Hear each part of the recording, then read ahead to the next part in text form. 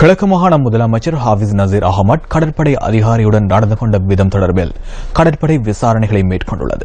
சம்பவம் தொடர்பில் சுயாதீன விசாரணை மேற்கொண்டு அதன் அறிக்கை கடற்படை தளபதியினால் பாதுகாப்பு செயலாளருக்கு வழங்கப்பட்டுள்ளதாக கடற்படை ஊடக பேச்சாளர் கேப்டன் அக்ரம் அலவி தெரிவித்தார்.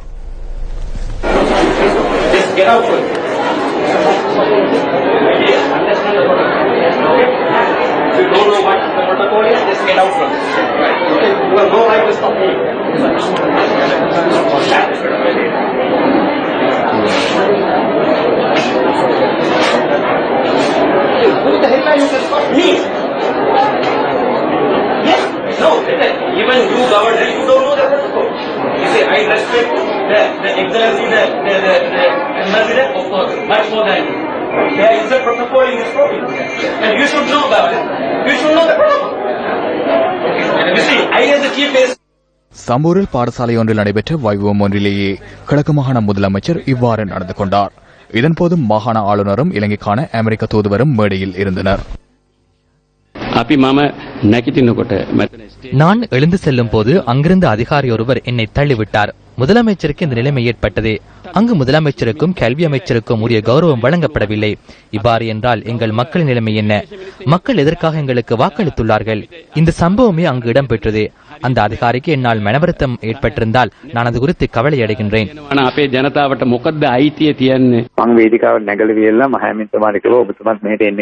நான் மேடைக்கு ஏறி முதலமைச்சரையும் இங்கு வருமாறு அழைத்தேன். அதன் போது அவர் வந்தார். அதன் பின்னரே திடீரென முதலமைச்சர் கடற்படை அதிகாரியிடம் சற்று சத்தமாக பேசினார். முதலமைச்சர் அந்த அதிகாரியை சத்தமாக பேசினார். அந்த அதிகாரி என்ன கூறினார் என்பது எனக்கு கேட்கவில்லை. சம்பூர் மீள் குடியேற்றம் தொடர்பில் முழுமையாக செயற்பட்ட ஒருவர், கடற்படைக்கு பொறுப்பாக உள்ள அதிகாரி என்ற வகையில் இந்த அதிகாரி எமக்கு அதிக அளவில் உதவி புரிந்த ஒருவர். சிங்கள மொழியில் கூறுவதென்றால் மரணித்துக் கொண்டு செயற்பட்டவர்.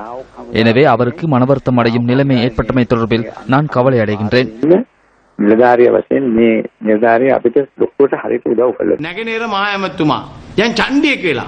கிழக்கு மாகாண முதலமைச்சர் தற்போது சாண்டியர் போன்று கடற்படை அதிகாரியின் கையிற்கு தாக்குகின்றார். பலவந்தமாக அழைப்புதல் பெற முடியுமா? மக்கள் சிறந்தவர்களை தெரிவு செய்த பின்னர் அவர்கள் திருடர்கள் என்று அறிந்தால் அவர்களுக்கு அழைப்புதல் வழங்குவதில்லை.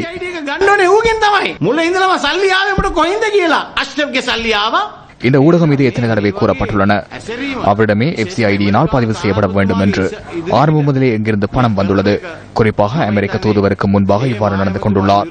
எனவே முதலமைச்சருக்கு எதிராக எடுக்க முடியுமான அனைத்து நடவடிக்கைகளையும் எடுக்குமாறு நாம் அரசாங்கத்திடம் கேட்டுக் கொள்கின்றோம். அவர் நடந்து கொண்ட விதத்தை ஏற்றுக்கொள்ள முடியாது. ஏதாவது தவறு ஏற்பட்டிருந்தால் அது தொடர்பில் ஆராய்ந்து முன்னோக்கி கொண்டு செல்ல முறை ஒன்று உள்ளது. சிறு பிள்ளை போன்று இல்லாமல் துள்ளாமல் விடயத்தை கூறியிருந்தால் சரியானது.